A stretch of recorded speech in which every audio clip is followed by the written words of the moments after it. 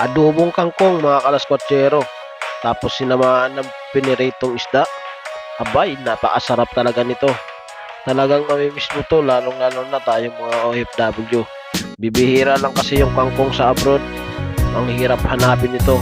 Pero dahil swerte ako, may nakita kong kangkong sa supermarket. Kaya hindi na ako nagdalawang isip, binili ko na to. Samahan ko ito ng piniritong isda. Masarap kasi sa adobong kangkong yung mayroong partner na isda. Kaya ayun, nagprito din ako ng makarel na isda, mga kalaskwatsero. Ayan, sa time na yan ay binabaliktad ko na siya kasi luto na yung kabila niya. Kung natapos na ako magprito ay tinabit ko muna to para naman dun sa ating okra na lalagain.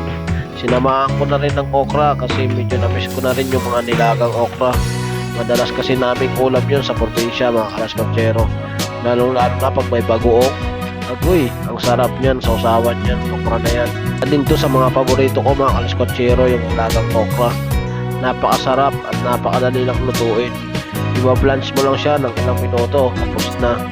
Doon sa time na yan, halos patapos na tayo doon sa paglaga ng ating okra.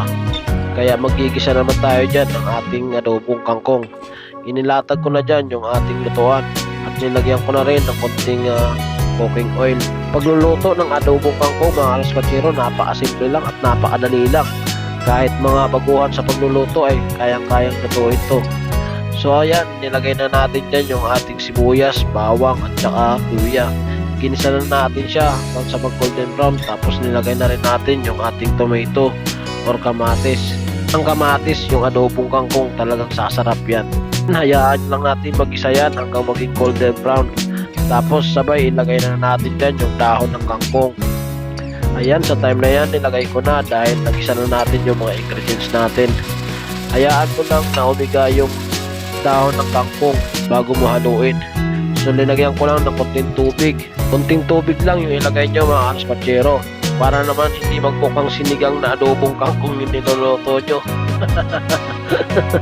Tapos tinakpan lang natin siya para mabilis sumiga yung dahon ng kangkong.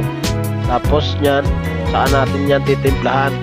Lalagyan natin ng konting durog na paminta para masarap. At syempre, lalagyan din natin ng konting asin para pampalasa. Naglagay din pala ako dyan ng Northern seasoning, mga kalaskwatsero. Walang masyadong damihan kasi maglalagay pa tayo ng toyo para hindi maalat. Kunting toyo lang nilagay natin kasi naglagay din ako ng oyster sauce dyan.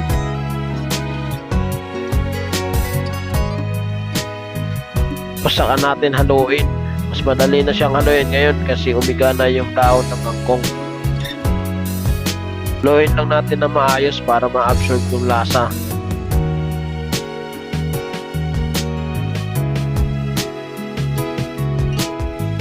Mas naglagay din ako ng siling pula, pero hindi yan maanghang kasi yung siling mahahaba yan.